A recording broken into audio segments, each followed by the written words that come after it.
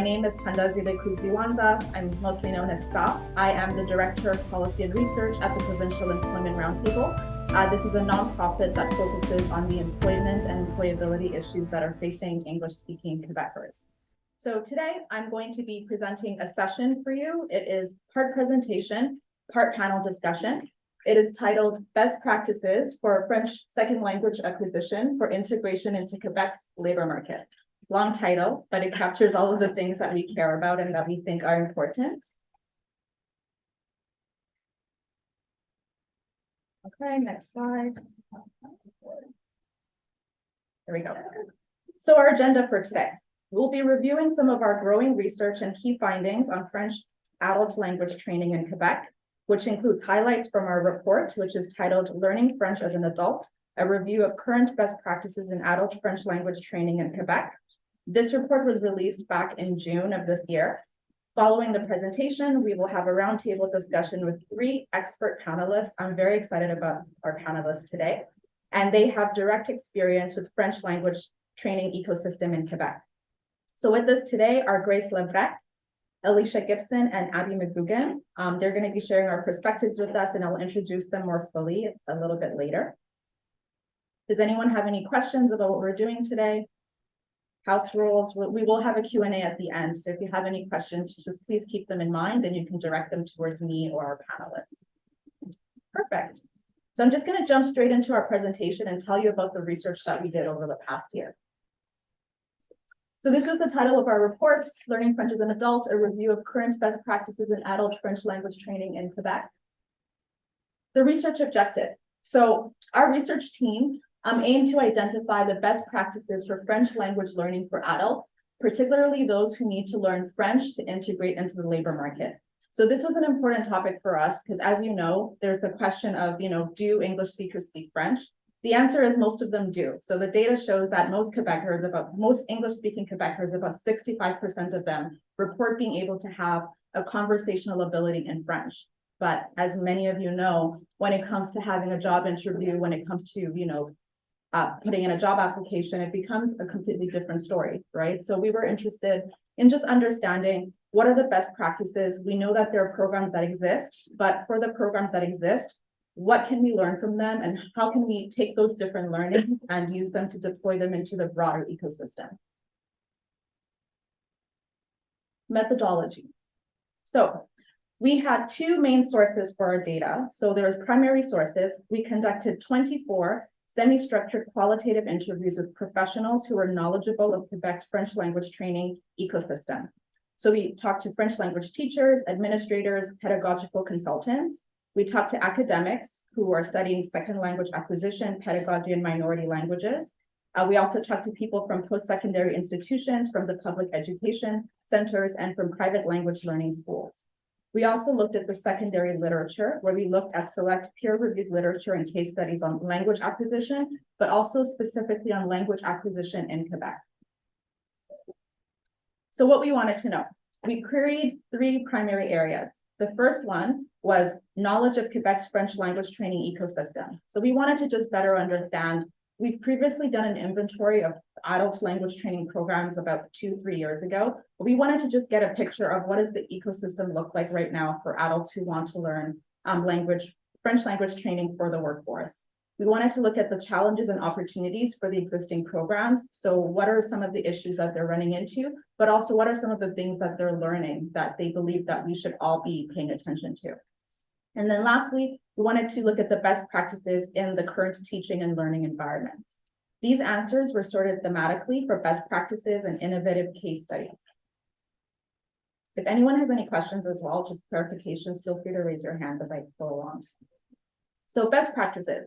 So what is the definition of best practices? So in this case, there is no fixed definition of a best practice. And this is one of the things that we asked the people that we interview, like, what do you consider a best practice? And they thought, that's a very broad question.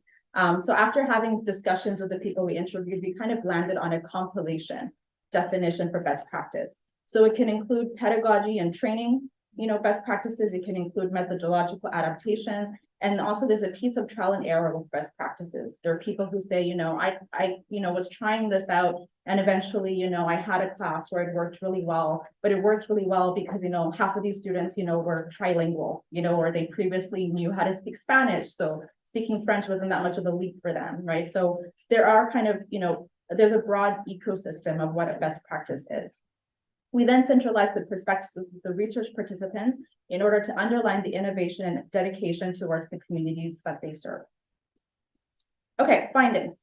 So the best practices are divided into 3 broad sections: pedagogical approaches, program design, and program delivery. So for pedagogical approaches, this is what we found. So the first one was plurilingualism.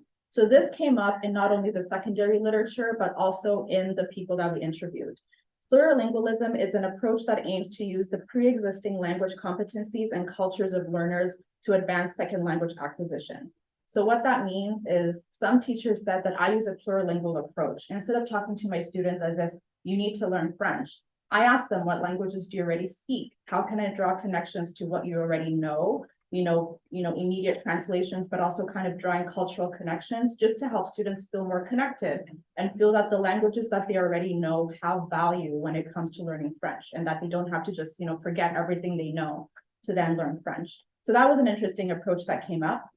The other one was cultural exchange, which is slightly similar to plurilingualism. So some teachers described introducing Quebecois media and culture, which encourages intercultural exchanges of ideas and traditions. So they talked about the importance of not just focusing on grammar and the types of languages that, you know, the types of technical terms that people need, but really making sure that there is a sense of exchange, that you ask people, you know, what food do you eat? Well, you know, this is the type of stuff that Quebecers tend to eat, right? And not just, you know, Francophone Quebecers, but just broadly, you know, Quebec culture. And all the different diversity that is within that. The third one is confidence building. So this was a really big one. So teachers talked about the importance that in many cases, they knew that their students already had some of this vocabulary. They already kind of knew French, right? They understood it. But what they were lacking was confidence, right? And so teachers talked about a concerted effort to help students overcome their anxiety with speaking in French. So being more comfortable with mistakes, finding, you know, ways to kind of communicate that they were learning the language, that they were open to correction, and that they were doing their best. So this was a big piece that came up in the research. And then the last approach that we identified was lifelong learning. So teachers talked about how there is an important piece to understand, which is that language learning happens over our lifetime, and that it happens at all stages of a lifetime. So sometimes people feel like it's too late for me to learn a language. I just arrived in Quebec, you know, I've already, you know, learned what I have to learn, but teachers really focused on the fact that they tried to empower students to feel like it's never too late to learn a language. It's never too early, and you can learn at any point. You can learn a language, drop it for a couple of years, feel like you're too rusty, that you don't remember everything, come back to it, and you'll be amazed at what you remember. So it really is something that happens over your lifetime. So the other the other best practice that we identified was program design. So under that, there was flexible learning environments. So teachers spoke about, particularly during the post-pandemic phase, they realized that there needed to be more flexibility around how people learn. So some people really do learn better online, you know, from the comfort of their living room or their kitchen, but some people also really need to learn in person. They need a tangible experience where they're speaking to someone and they're in the classroom. And some people are actually comfortable working in a hybrid environment. So they talked about the importance of there being a diversity of options, a buffet, right, of options for people. That way they can find something that works for them, works with their lifestyle, works with their schedule. The other one is use of technology. So I know this is very topical, so language is not immune to the issue of technology, but teachers and experts talked about, you know, the usage of computer software and mobile applications that are designed for language acquisitions and how these can be integrated into the classroom. Some teachers were skeptical of the use of technology, but others were very open, and they said that, you know, there are AI tools now. It's not just Duolingo. There are things that you can do in the classroom that are interactive, where participants can use their phones and, you know, feel like they can use the technology to actually aid their learning. So they really encouraged that usage of that technology, but also the fact that there needs to be funding, you know, for that type of technology to be used within the classroom as well. Then the last piece, which obviously I'm very excited about is work integrated programs. So these aim to provide immersive language training while gaining work-related experience. They can be in the workplace, a work placement, an internship, a mentorship, or volunteering. So this is something that PERT has focused a lot of its research on. We think that this is an important approach to program design, which is the immersive piece.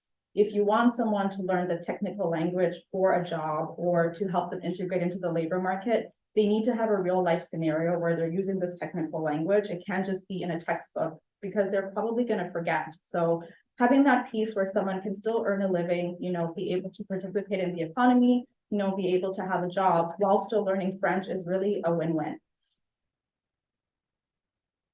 So under program delivery, supporting teaching personnel. So this came up a lot, particularly when we were speaking with teachers. So there is, according to the people we spoke to, a lack of resources, burnout, and overwork among both teachers and administrators. And this is very prevalent. I believe there's a strike right now going on with teachers in the province. So, this is something that's happening broadly in the ecosystem, and the French language training ecosystem is not immune to this. So if we're talking about actually improving French language training, we need to figure out how to train personnel, but also how to ensure that teachers feel supported and they don't burn out and they have the resources that they need. One of the things that was mentioned is that there's adequate support that is needed for specific training to teach adults. So some teachers said that the training that they had was for, teaching a school of like children, right? But if you're teaching busy adults who don't have a lot of time, who are coming to you already exhausted after a long work day, you need a different approach. You need to be more practical, and you need to be able to, teach them in a way that you're not necessarily going to teach, a secondary school student. So they talked about the fact that there is room for additional trainings specifically for adult French language training. The other piece that came up, which is connected to supporting teaching personnel, was limiting class sizes.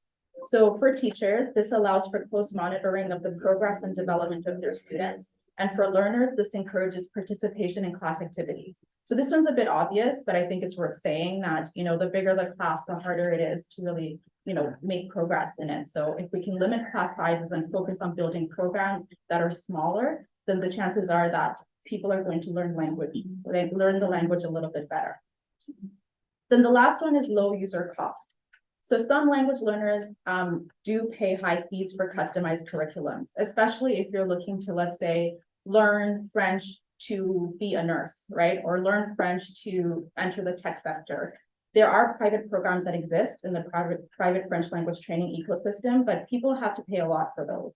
So if you're looking for something in the public system, the costs are going to be lower, but then you run into the issue of availability. So the people that we spoke to spoke about the importance of having lower user costs across the ecosystem. That way people who cannot afford to pay a high price can still, access a program at a reasonable cost.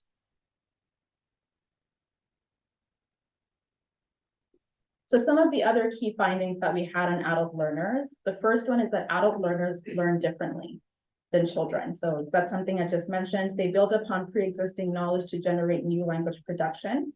Other one, adult learners are busy people. They have kids, caretaking, jobs, household management. Programs must be realistic in terms of the time commitment. So just to give you a personal story, I did a French language training program. It was like Perfectionnement. It was Français des Affaires. And it was a wonderful course, but it was 3 hours from 6 to 9 p.m.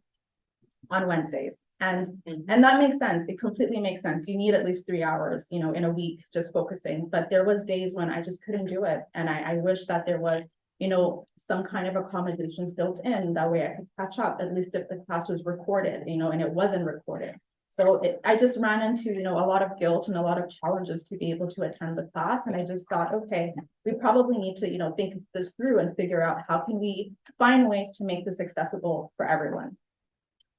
The other one is adult learners are diverse. So culturally, socially, and generationally, the student base is diverse. They require language acquisition programs that acknowledge and build on this.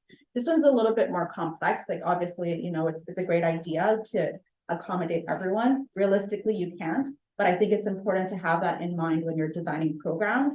And to test things out, you can design a program, you know, for a specific type of learner and then see who comes and see how well they do. But I think there's definitely a need for more trial and error and more innovation and experimentation when it comes to designing these programs. And then the last one is that adult learners know more than they realize. So language learning is hard, but adults have generally already learned a lot. Many English speakers have likely absorbed French their whole lives, even if they're reluctant to speak it.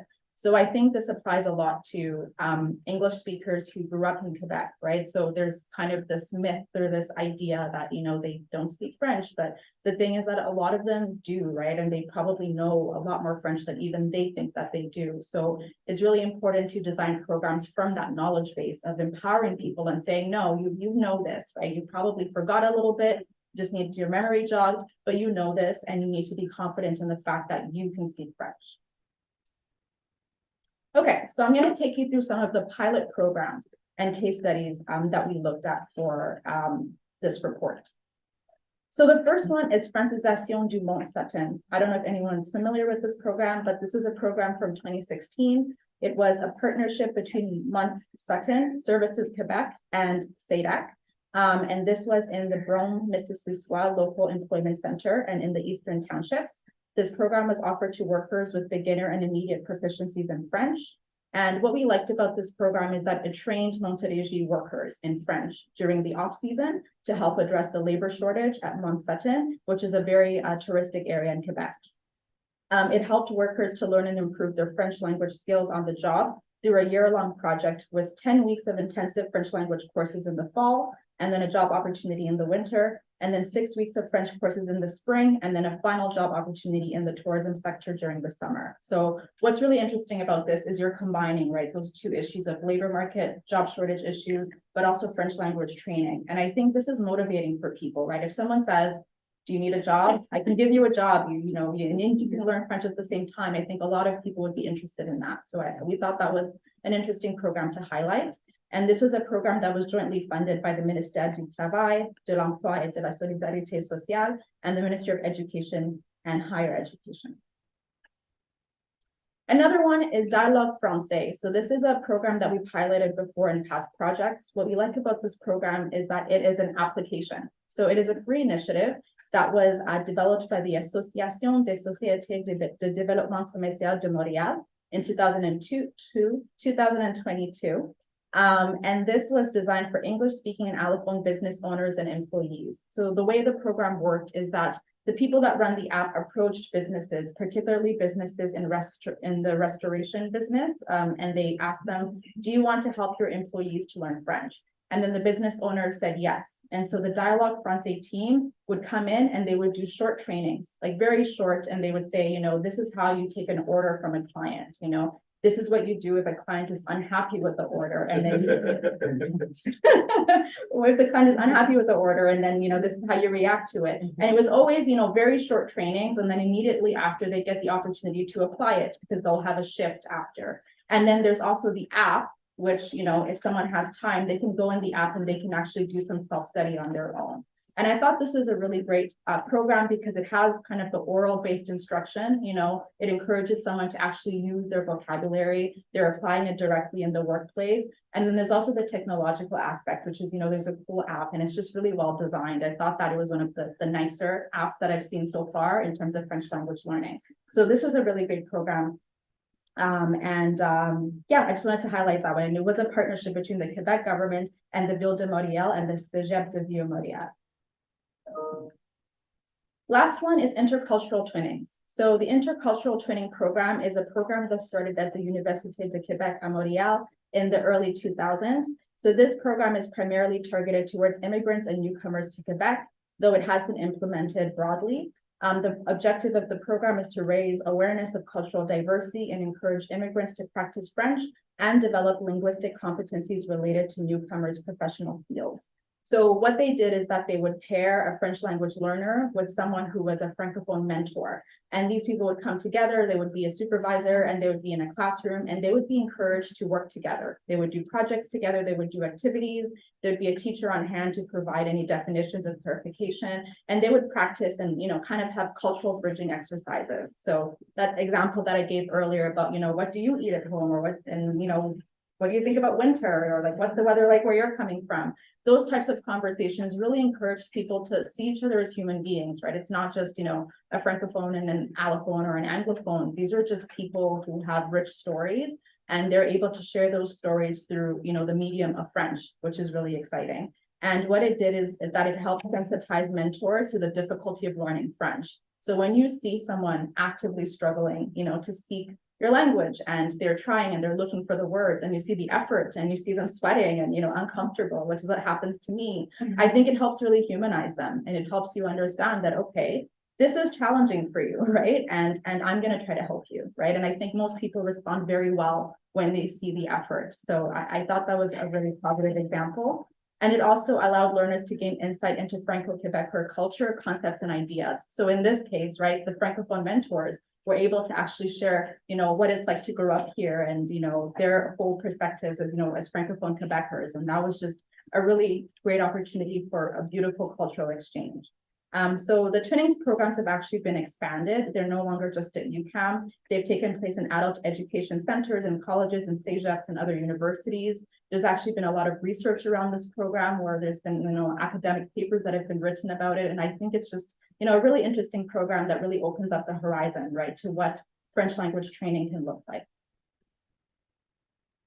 Perfect, because I'm going to stop here. I blitzed through that. Hopefully, if anyone has any questions, we can talk about it later. But I do want to go quickly to our panel discussion, and I want to present our guests.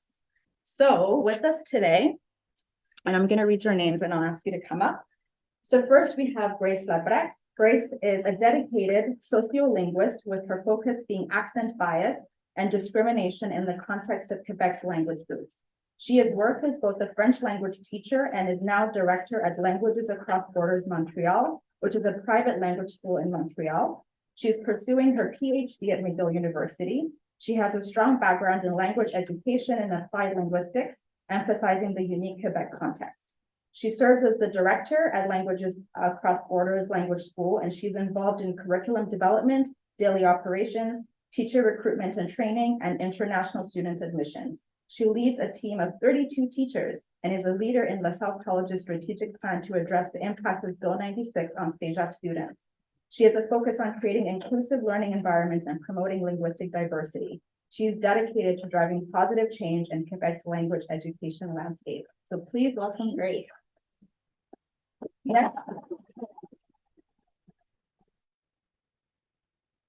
Next, we have Alisha Gibson. Alisha Gibson completed a PhD at the University of Manchester in 2017, where her research focused on the development and evaluation of information resources for different users in a health context. Shifting focus to the field of education, Alisha joined CLIC, le réseau linguistique, in 2018. CLIC is one of Eastern Canada's premier private language schools. Since 1978, CLIC has provided second language training for thousands of French, English, and Spanish learners, applying its conversation-based approach with teaching tailored to the requirements and preferences of each student. As head of content and training at CLIC, Alisha oversees CLIC's teaching materials to ensure the implementation of best practices. This role also involves the development of CLIC's teacher training program, and she acts as a pedagogical advisor for English. She still manages to teach a few hours a week, and she loves to talk about the present perfect, which I'd love to hear what that is. So please welcome Alisha.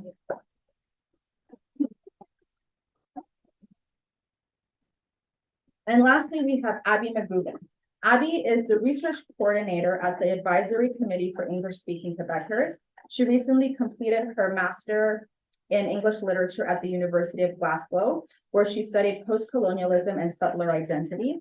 Abbey has a strong interest in minority languages, having studied minority languages literature in international context throughout her undergraduate and postgraduate studies. As research coordinator at the advisory committee, she is now working on highlighting the employment challenges that are facing Quebec's English-speaking communities through novel research projects. Welcome, Abbey.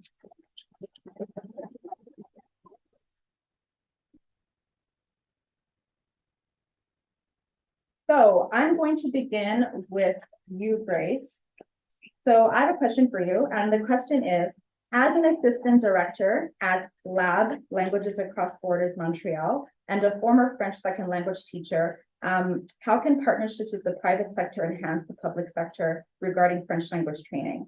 So the reason I'm asking that question is one of the things we highlighted was the importance of involving employers and external stakeholders when we think about integrating English speakers to help them learn French, but also to integrate into the labor market. So I'd love to hear your thoughts on that. Yeah, so in the private sector, we're really fortunate to be able to build a lot of made-to-measure programs for businesses involving a lot of technical vocabulary. So something that would be worth exploring is more of an open access approach to some of the resources that we have developed whenever contracts allow.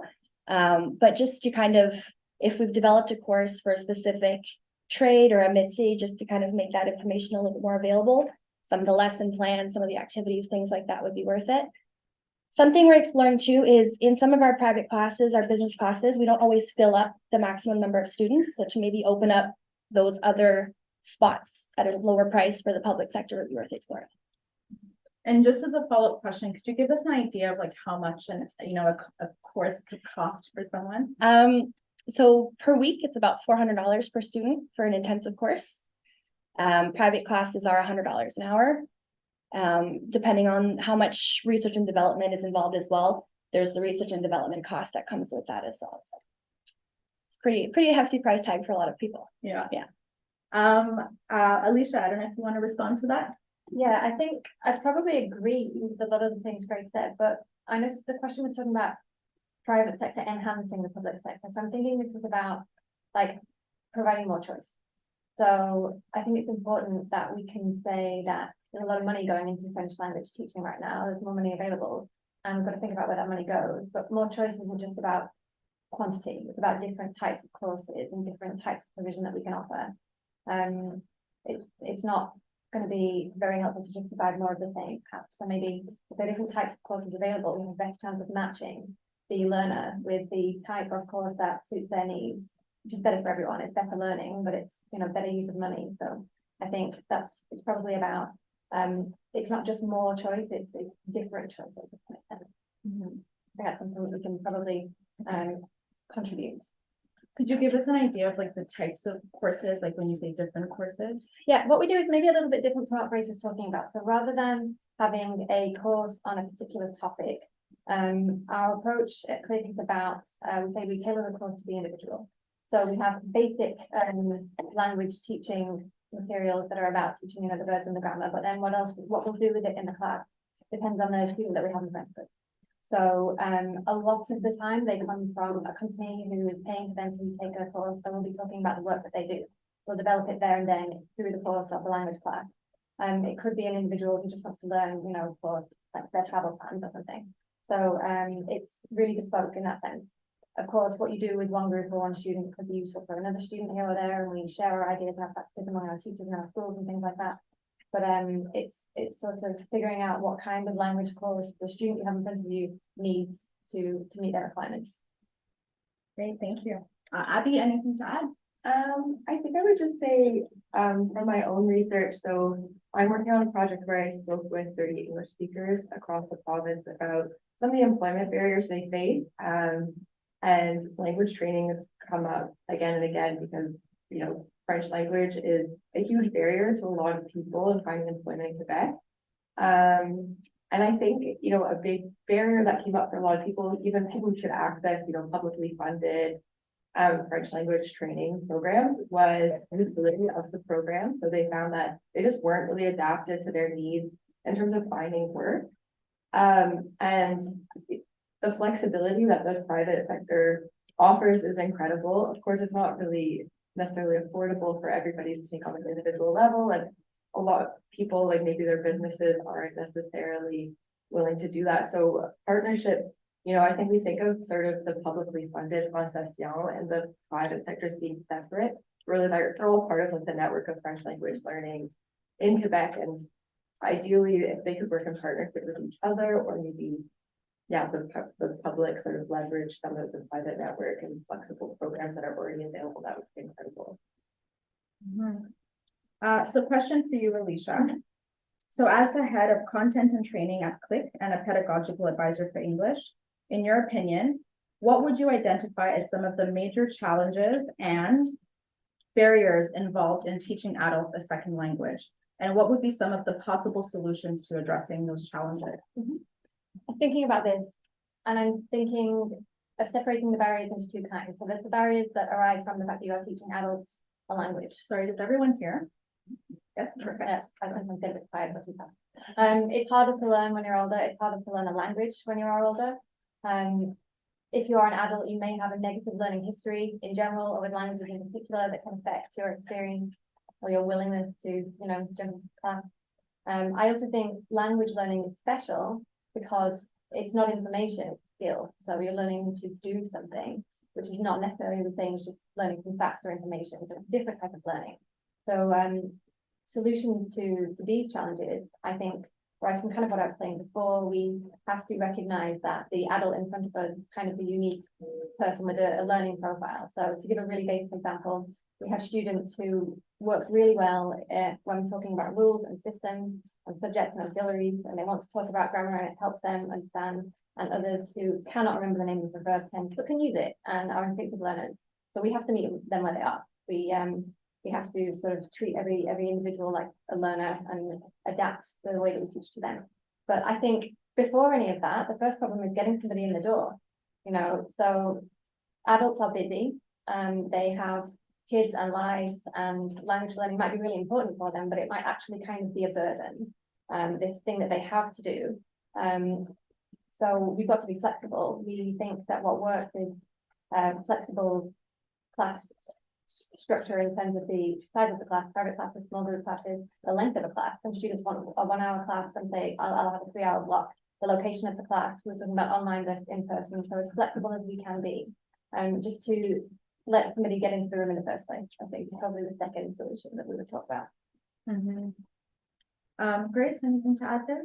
Yeah, so for a lot of our students, it's exactly the similar kind of struggle. It's the flexibility, and a lot of it is the motivation, but to kind of peel back beyond the motivation of I want to learn French for work, like why do you need to learn French, and just really making sure that the student understands there's a benefit beyond just their immediate kind of need, and that learning in a second language is a great thing, and it can be a great thing, and to just kind of tear down some of those anxieties or some of the trauma that they have around learning a second language or living in a place where they're required to learn a second language. Because a lot of times, even if they're coming to see us, they may not want to have to learn a second language, and it's just to kind of peel that down and make sure that they're comfortable and support them through their learning journey, and just make sure that they're feeling comfortable throughout the whole way. Abbey?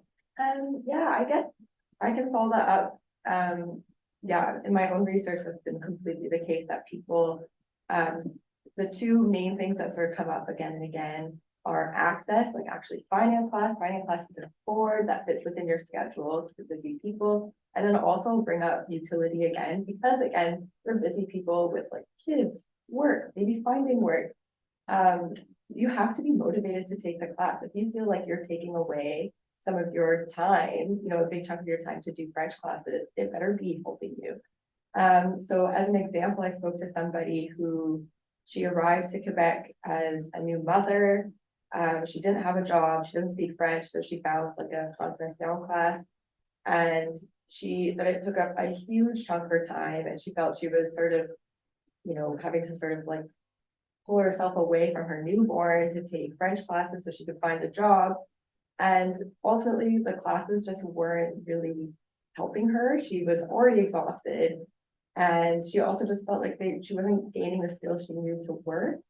So I think, just in terms of, and it was, it's a shame because she ultimately did find a job, but is in an English speaking organization. It's quite precarious, and she's, what she's really lacking is French language skills. And so I think in terms of just meeting people where they're at, that is so important, and giving people flexible options, because this is someone who was motivated to learn. They just needed something that actually worked for them, that was helping them tailor to their needs in terms of the workforce, as well as just, being a busy mother who's also working. So yeah, I think what you said, meeting people where they're at is absolutely crucial. Mhm. So I want to expand on the idea of just experiences. So as we know, there's just, like you said, no learner is the same. There's a diverse range of experiences. So I'm just going to ask each of you to just expand and give us an example of just an experience of, an English speaker or language learner who came in and wanted to learn French, right? And how that went. So I'm going to start with you, Abby. I know you just went, but if you can just, share an example of another experience of someone that you might have encountered. Yeah. So I think a lot of the time, a lot of the people I spoke with maybe had similar experiences to the person that I just spoke about, where maybe they had difficulty in access or in terms of accessing classes, or once they actually got to the class, they just didn't feel like it was helping them. So for instance, I spoke to one individual who he's grown up in Quebec his whole life. He's learned French in school. And he, as an adult, took, a French language class that he found was affordable. It worked with his schedule, but ultimately it just didn't really take him to that next level of fluency and ease of speaking. He said, he suffers from lack of confidence, and though he can speak a little bit of French at work, he just doesn't feel like he's there yet. And that's really the skill he needs to go next place in his career. And so that's quite a common experience, that one, where maybe you have some French language skills and the classes just aren't really helping you get there. On the other hand, we actually have positive experiences of learning French. And there I would say the recurring themes are supported immersion. Supported immersion, that would be the common theme. So for example, I spoke to one person who, kind of like that first person I spoke about, she moved to Quebec as a new mother. She started taking French classes. She was able to stick with them. She found a job in a completely French-speaking environment. And going into that job, they knew that she was not completely fluent, that she still had some work to do. And she said at first it was very hard. She knew she was making mistakes. She said she wrote memos with the worst grammar ever, and now they're permanently there. But her very embarrassing for her. But her manager was really supportive, and the people she worked with were really supportive. And so I think there's sort of there's two pieces there. You need that sort of the classroom setting where you get maybe the basics, but you need the supported immersion. You need a situation where you can do on the job training is awesome, because then it's already sort of built into your schedule because you have to go to work anyway. So I think those are sort of the two pieces there. It's you need the classroom setting, but you need that sort of supportive, immersive environment to really get you to that next level. Mm-hmm. Grace, anything to add? Yeah, so similar kind of experiences. A couple of our students, as of late, have been in the situation where they tried Français and they did kind of a beginner level course, but this was a person who had a really high up position in IT, and they were looking to be able to work in that field here. And Français just didn't get them to a high enough professional level of French to continue that job. So that's kind of where they're stuck a little bit.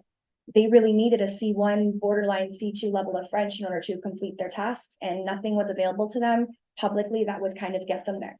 So their experience was quite discouraging, that they had the time and they had the energy, but they couldn't find the right kind of course. So they ended up having to pay for a privately tailored professional French course. So just kind of understanding that beginner French is wonderful and having it available for everybody is fantastic, but some people definitely need a higher level of French that's not necessarily academic French. And that's where they find a little bit of difficulty in finding available kind of courses. Mm-hmm. Alisha? I'm thinking, as I listen, a similar idea to what you just said. So we have people with really different needs. So I don't teach French, but thinking about my colleagues and some of their experiences, we could have two completely different types of French learner. For example, we could have a federal employee, a Canadian employee who is learning French to get a promotion. They're not really under any pressure, they want some more money. And they have to have classes that are designed to basically practice management related communication skills about things like how do you discuss sensitive topics and evaluate different sides of an issue, things like that. And then we have groups of employees who are immigrants from South America, for example, who are all working in a factory together or in some company. They're taking these group classes. They've all moved to another country together. One of our teachers, she's very passionate. At the end of their course, they all took her out for dinner at a Mexican restaurant. They wanted to celebrate the end of their course. But these are people with completely different situations and completely different needs. The French that they wanted to learn as well was quite different, but it's not just that, it's the context around it, I guess, which really affects the way that they would learn and that they would approach their learning. So I'm gonna shift us to a slightly different topic. So one of the things that I mentioned was some of the challenges around recruiting and retaining and training French language teachers. I'd just like to hear from you, especially you, Grace and Alisha, just around those challenges and what's going on in the ecosystem right now. So I'll start with you, Grace. Sure. The challenge has changed since the new law. It's changed a lot to just kind of competitiveness. It is the best time to be a French teacher. Everybody wants you. So it's kind of hard to recruit in that sense. What's also difficult for us previously was that when you're in accredited language school, you have certain kind of qualifications you need to have in your teachers, and it's hard to find those because in the English sector, you can do a TESOL or a CELTA, you can become certified as an English teacher. There's no short-term kind of way to become a French teacher. And so it's either a bachelor's degree or a master's degree or experience in French literature. So the requirements for a French teacher are a lot higher sometimes than we think they are. And it's really hard to find people who have those kind of degrees and those specializations and who are willing to work for the salary that we offer. So yeah, that's some of the challenges. Alisha, anything to add? Yeah, I would add on that a little bit and say, when I joined CLIC, I was told that it was really hard to find and hire qualified French teachers. And we do see the competitiveness that you're talking about as well. But I think one of the things that we have done is sort of expand our ideas of who we think could be a good French teacher, or be a bit more open-minded. I do think that if someone can speak the language like well enough, they have the starting skills like a native speaker. But it also means we have to provide them with good training and good support, to help them become a better French teacher if they're not maybe already an experienced French teacher. So I think we can be open-minded about who could be a good language teacher, because I think there are many skills involved. I do think you do need to be able to talk about grammar and things, but that's not the end of the world. It's not the everything that's required. But just making sure that we have the materials and the training and ongoing training and support as well to build better French teachers if we don't already have them. I want to talk about program design.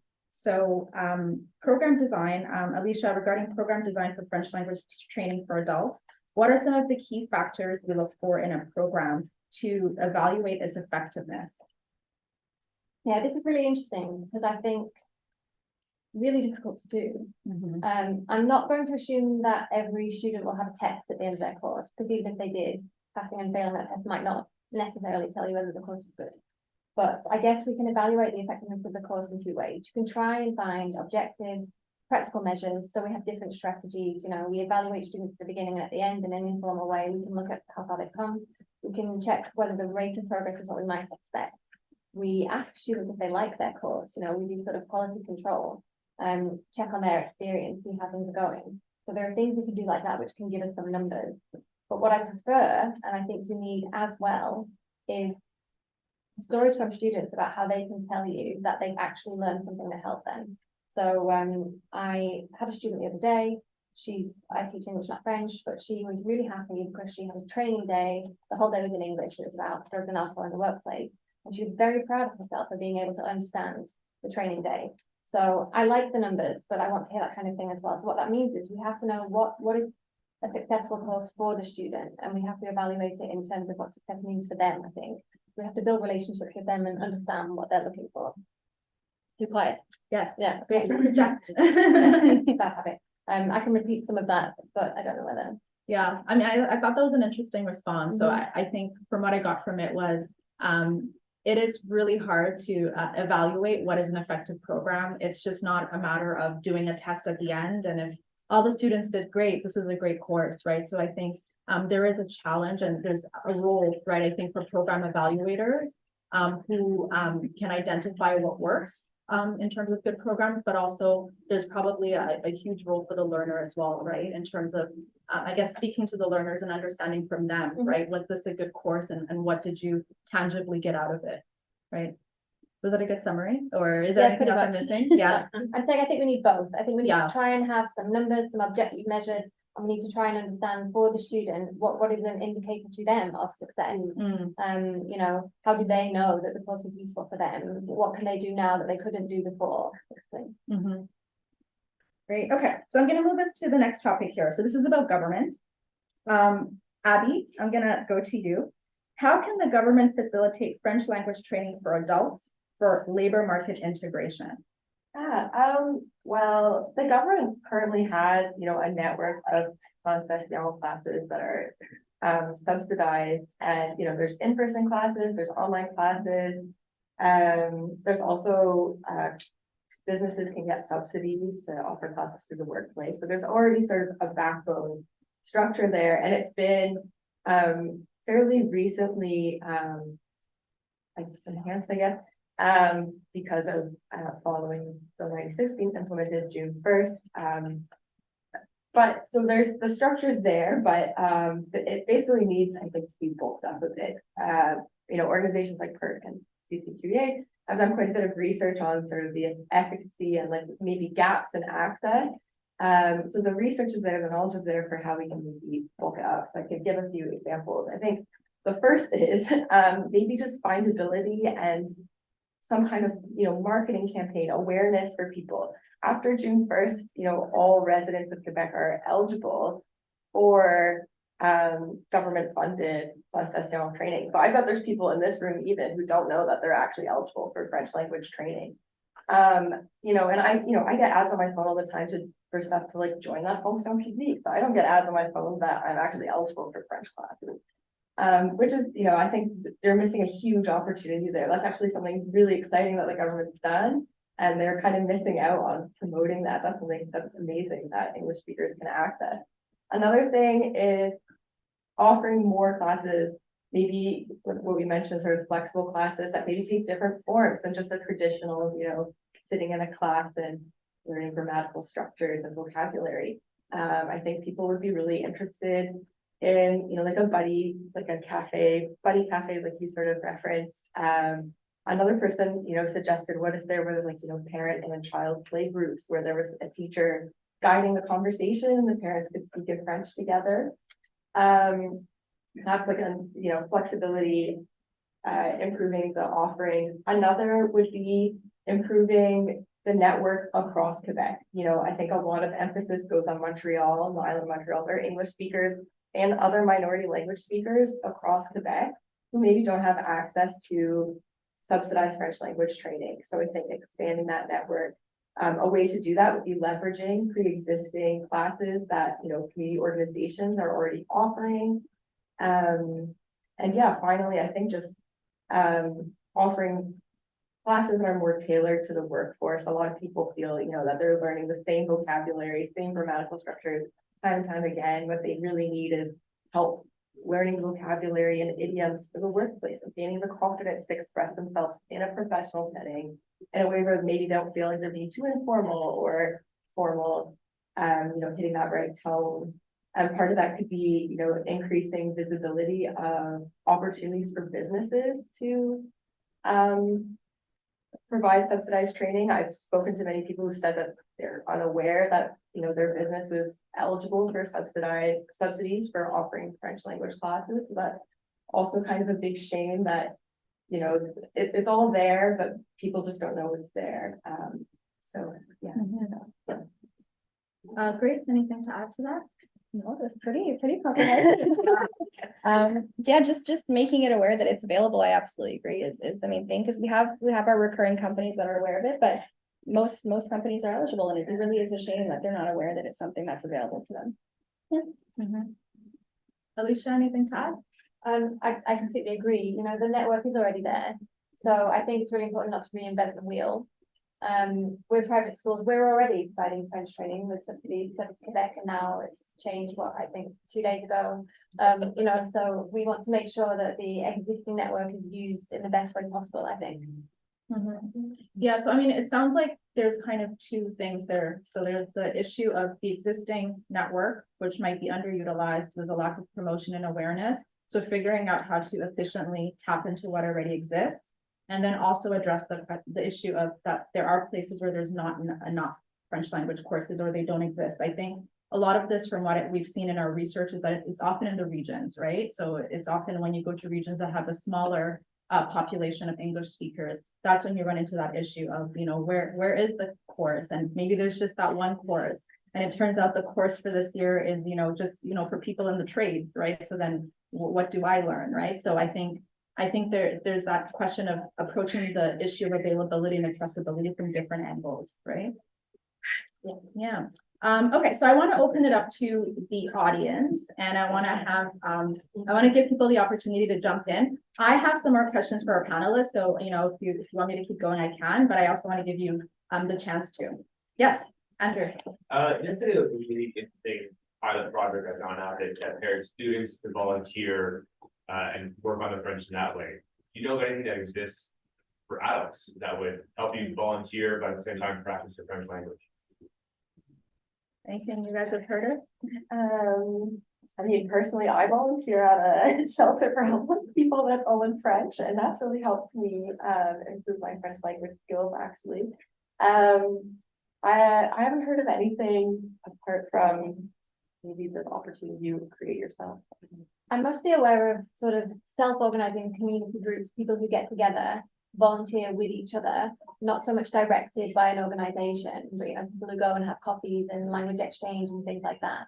We're aware of those. Some of our students recommend them to each other to supplement the classes that they have. I think I really like to hear about volunteering, but I also think it's a shame if we have to rely too much on volunteering.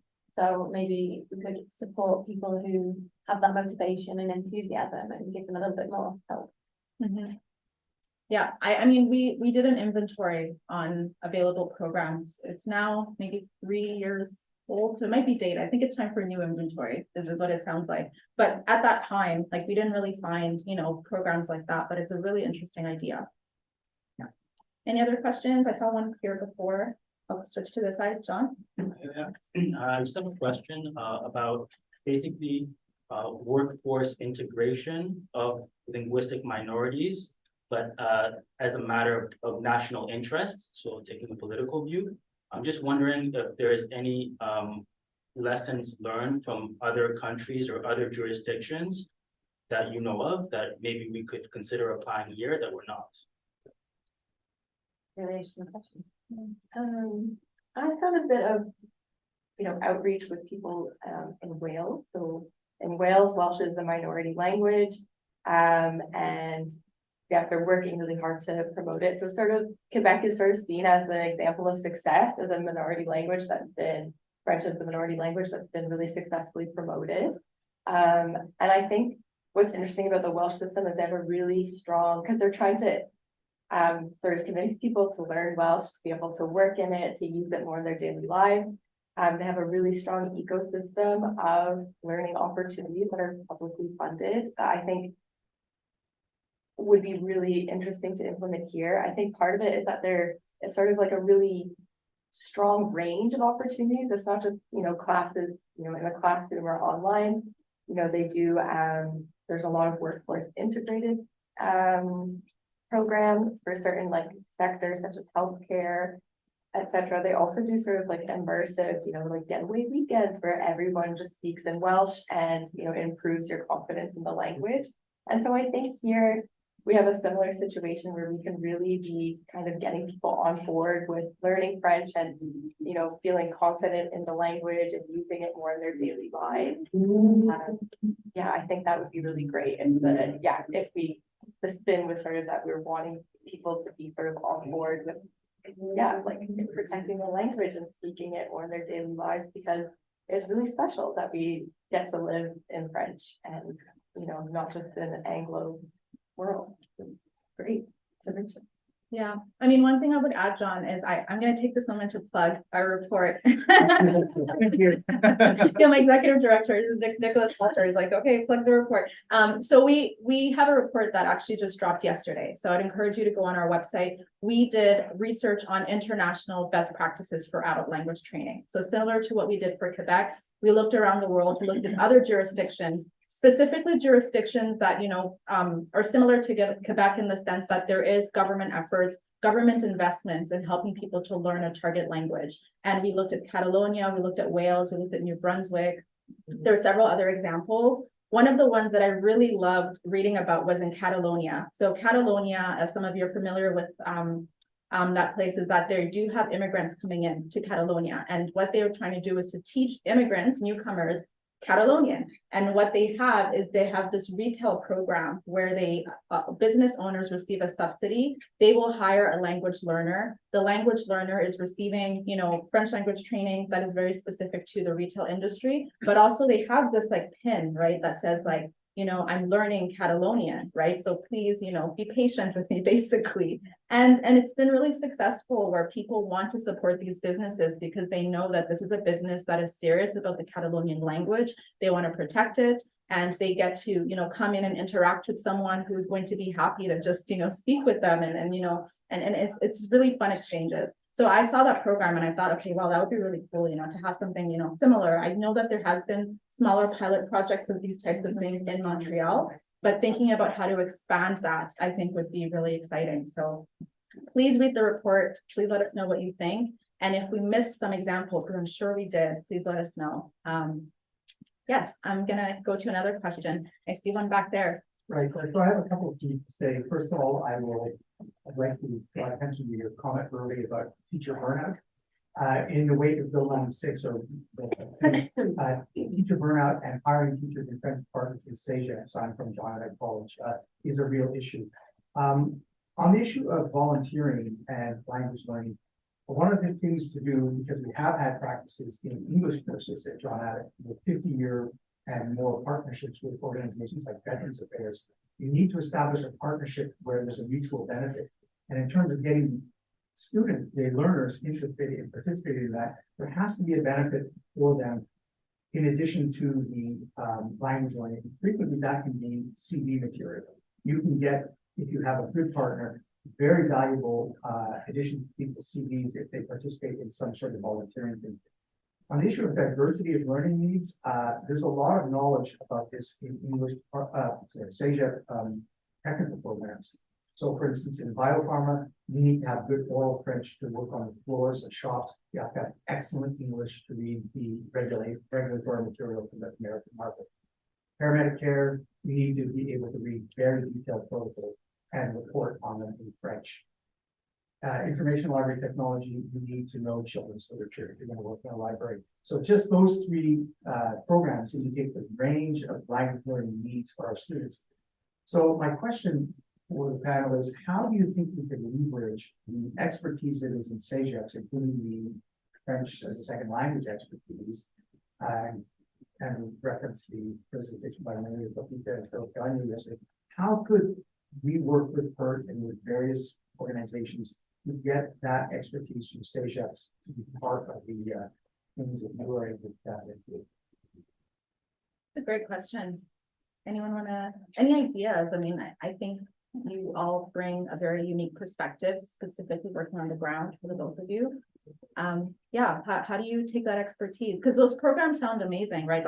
I think, you know, learning technical French for a very specific field is amazing, but then you also need to go and get a CESQ degree, right? So what if that's not the case? You know, how can we transfer that over to make it accessible? In particular, through content programs, which you might be able to work with more easily than our day sector programs. Yeah. The first thing I'm thinking is, I think it would be nice if we were talking to each other. We keep talking about this language network. We have students right now who are taking French classes with us and French classes at CESQ at the same time. And that's complicated for them, but they're trying their best. We're not talking to each other. So it sounds like maybe, you know, it would be nice to break down some of these arbitrary barriers between who's providing what, where, and when, and recognize that maybe we're all part of the same system rather than the different sectors. Yeah, yeah. We can make that happen. Yeah, I think that's a really great point. A follow-up question, Lauren? Yeah, I'm wondering, is there some kind of table where people meet to have this talk? Like, I'm very. It's called PERT Educational Sectoral Table, and then all want to attend and we discuss these topics. Question of learning French. Like we have right here, the Provincial la langue française. You know, we've got in this room right now, a lot of the players. I'm just wondering if a very practical outcome could be a follow-up, maybe Celine and QUESCREN can talk about, some kind of meet twice a year table specifically on French language learning for integration into the workforce. And we need the Tia Collinses of the world as well, the keynote speaker, who can talk to specific inequities of some of the minorities within our minority within the minority, so that people are not left behind. So well, you're saying that because we had a conversation last week where this was looking forward and that where we want to take this, and that idea came up already. So Okay. we're on the same page already. So we need to make that happen. Okay, so. I think it's needed, proposal for yeah. a follow-up conversation, we can talk it over at lunch or during the break. Absolutely. I love that. Okay, we're cooking something up, but I think it's needed. And I think what you're saying, Alisha, just hearing some of the amazing things that are going in the private sector. And then you're telling us about what's happening at John Abbott. And then it's like, how do we bring everyone together? Like, there's a lot of knowledge and know-how that exists, but you two don't know each other, right? And I'm like, okay, like, how do we connect everyone? So I think that's a really great idea, and we'll follow up on that. Different type of question. It's not different. Oh. Yes. First thing, when we talk about public sector, let's make sure we know all the different players. First thing, we have a new reality that English speakers can do francisation. That's wonderful. If you try to sign up to do francisation, à l'instant, c'est tout en français. If you're at the platform and you don't know French and you sign up, it's all in French. Sorry. Ouais, final, c'est dur. C'est dur. There's MFI. I represent school boards in sense, service to business. So when I hear formation de base en entreprise, when I hear francisation, which is one of the sell it to entreprise, which is the French network or the English network, we have a little bit more flexibility. So in the same thing as continuing education, we're getting asked all the time, and I represent a region. If I could tap into your resources to offer the service that, when we say that service aux entreprises, c'est une personne à mi-temps, like half, like that size, we can't do. But if I'm able to kind of say, I get the service, the funding from Service Quebec or from the entreprise, there's like a leveraging. I don't want to double up on things. I don't need to offer the service, but I need to be able to get the service to give it to the people who you're maybe not able to reach. So whether it's the CJEP, the school boards, or the private, there is no synergy as it is right now. So to your point, there's got to be a kind of place, but then it's got to be, well, what can you do? And still win-win. You got to be able to understand your mandate, understand our mandate. I don't need necessarily funds for my service to business because I might not have to be auto finance, but if I'm a bigger board and many different, what apporter de l'argent. So they're competing against, and there is a competition where we're at the end of the day just trying to offer French language services that the public and everyone wants. But we're cannibalizing somewhat if we don't actually work a little bit more synergetic. So there's got to be that mechanism to know each other and then make sure all the cards are on the table. Say, well, you'll do that. Well, because there's so many opportunities, we're not even close to offering an efficient service. Yeah, So far. yeah. Now, it sounds like coordination is a big piece, right? Yes.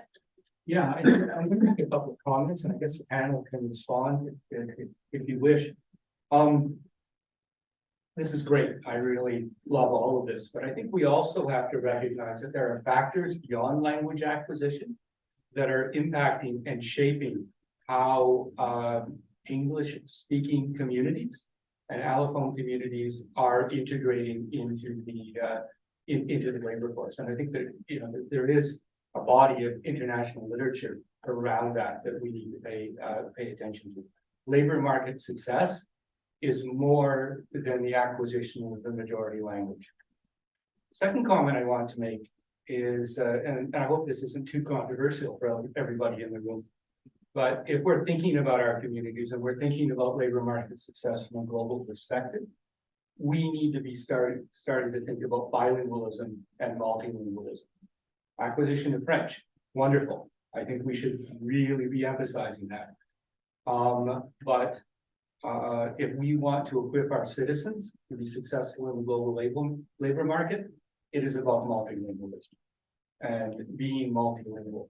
Now, that might not be a state value, but it has to be a community value, and we need to focus on that if we're going to equip our people to be successful in Quebec, Canada, and in the world.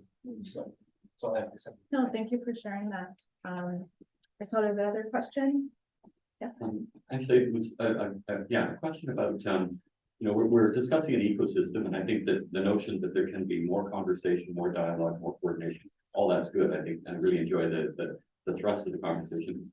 One kind of important player, because we focus on the learners, the challenges they face, but I remember a few years ago, Youth Employment Services had a little bit of a pilot project trying to look at how the employer could be accompanied and supported in, I guess, in opening up and encouraging opportunities for second language acquisition for the employees. So I wonder in the literature, does anybody have any theories about that? Like, as what are best practices for an employer to facilitate language learning for their employees?